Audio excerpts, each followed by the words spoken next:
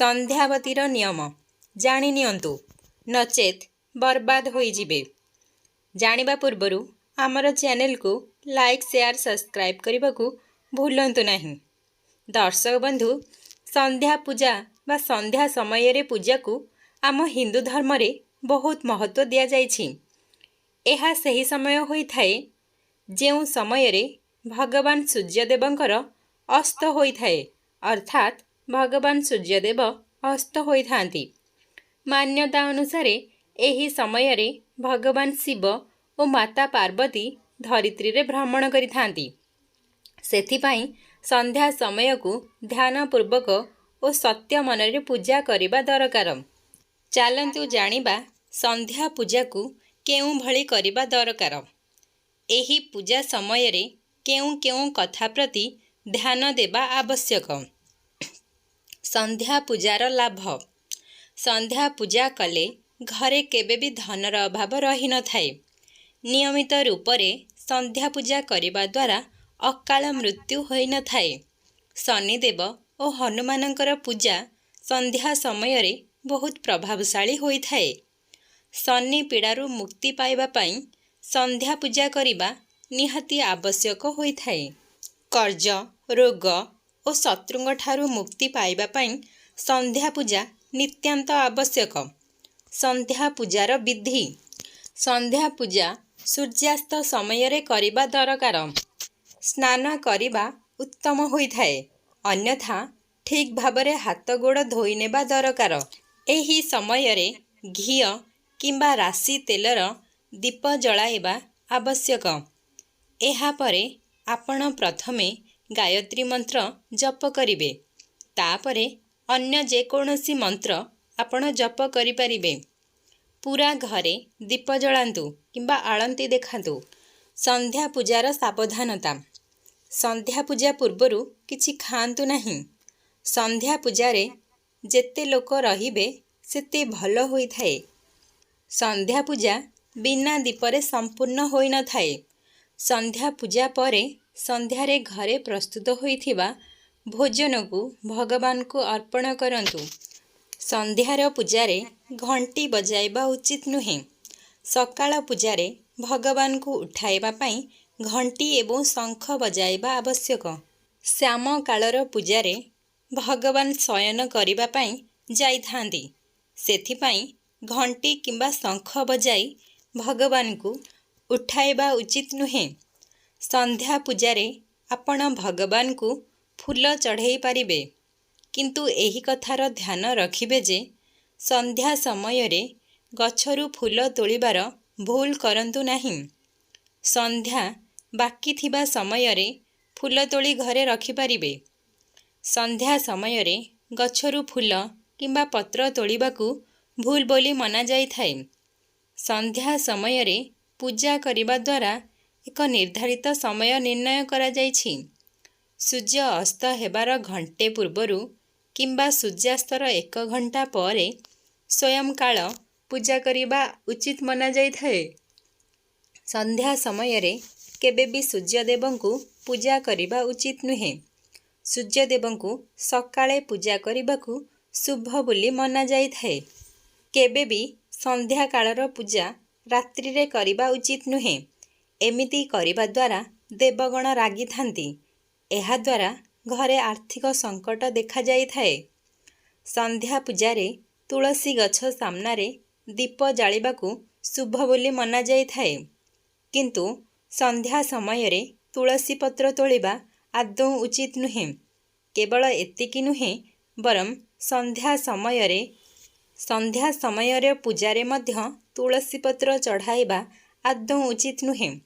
संध्या समय रे दीप जालिबार नियम। दीप केउंठी रखिबा। नंबर 1, ज्योतिष शास्त्र अनुसार केवल दीप जालिबा पर्याप्त होई न थाए, बरम एहाकू केउंठी रखिबा एहा मध्य जानिबा अनिवार्य होई थाए। सेथिपाई दीप को सबुबेले भगवानकर सामनारे रखिबा उचित होई थाए। एहा छड़ा जदि घियर दीप जालुछंती तेबे एहाकू बाम पार्श्वरे रखिबा दरकार। जदि तेलर दीप जालुछंती तेबे एहाकू डाहाण पार्श्वरे रखिबा उचित होई थाए। नंबर 2, केमिति हेबा दरकार बत्ती। बहुत लोक विभिन्न प्रकारर दीपरे गोटिए प्रकारर बत्ती जाली थांती, किंतु घिओ किंबा तेलर बत्ती अलगा अलगा हेबा दरकार। जदि आपण घिओर दीप जालुछंती तेबे तुलार बत्ती रखिबा दरकार। आउ जदि आपण तेलर दीप जालुछंती तेबे सेथिरे लाली रंगर सूतार बत्ती रखंतु। एहाकु शुभ बोली मना जाइथाए।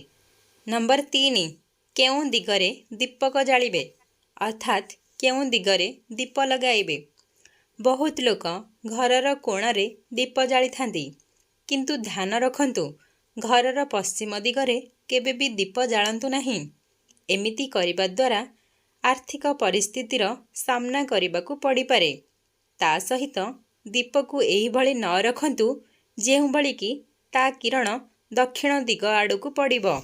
संध्या समयरे घरर मुख्य द्वार पाखरे दीप लगाइबाकु शुभ बोली मना जाइथाए। नंबर 4, केउं समयरे दीप जलाइबा। जेबे मन हेबो सेतेबेले दीप जालिबा बा सेतेबेले भगवान को पूजा करिबा भूल होइथाए। सेथिपाई सकाळ 5टारु आरंभ करी 10टा पर्यंत और संध्या 5टारु आरंभ करी 7टा पर्यंत समयरे दीप जालिबा उचित होइथाए। नंबर 5, केमिति हेबा दरकार दीप। ध्यान रखंतु जे आपण पूजारे जेउ दीप जालुछंती ताहा केउठारु हेले मध्य खंडित न होइथिबा दरकार। मने रखंतु खंडित दीपरे दिया जलाइबा द्वारा देवी लक्ष्मी अप्रसन्न होइथांती। ता सहित दीप जलाइबा पूर्वरु प्रथमे दीपकु सफा करिबा आवश्यक। जदि पूजा करिबा समयरे दीप लिभि जाए तेबे पुनर्बार दीप लगाई भगवान का पाखरे क्षमा प्रार्थना करिबा उचित। पूजा समयरे दीप लिभिबार कौन कारण होइथाए? सांगमाने शास्त्र अनुजाई पूजा समयरे दीप लिभिबार अर्थ हेउछि देवादेवी असंतुष्ट बा रागी जाइथांती। एमिति हेबा द्वारा पूजा करुथिबा व्यक्तिर मनोकामना पूर्ण हेबारे बाधा सृष्टि होइथाए। सेथिपाई एही स्थितिरे हाथ जोड़ी ईश्वरंक पाखरे सत्य मनरे क्षमा प्रार्थना करी पुनर्बार दीप प्रज्वलन करिबा आवश्यक होइथाए। पूजा समयरे दीप लिभि जिबार एहा मध्य अर्थ होइथाए कि व्यक्ति सत्य मनरे ईश्वरंकर आराधना करू नहीं। एहार कारण मोबाइल रो व्यवहार किंबा कौनसी अन्य कथा उपरे ध्यान थिले। सेथिपाई भल हेबो आपण पूजा पूर्वरु समस्त कार्य सारी समस्त चिंतारू मुक्त होई सत्य मनरे भगवान को आराधना करंतु। कौनसी अनिष्ठिततार संकेत होइथाए दीप लिभिबा। आरती समयरे दीप लिभिबा कौनसी अनिष्ठिततार संकेत होइथाए। सेथिपाई भल हेबो आपण पूजा आरंभ करिबा पूर्वरु प्रथमे दीपरे घिओ किंबा तेल पूर्ण करंतु एवं बत्तीर उच्चता जांच करि नियंतु। जदि आपण एही कथार ध्यान रखिबे तेबे दीपक निश्चिंत रूपरे जଳି रहिबो। आपण जेउ जगारे दीप जालुछंती सेठारे कूलर किबा पंखा बंद करि दियंतु।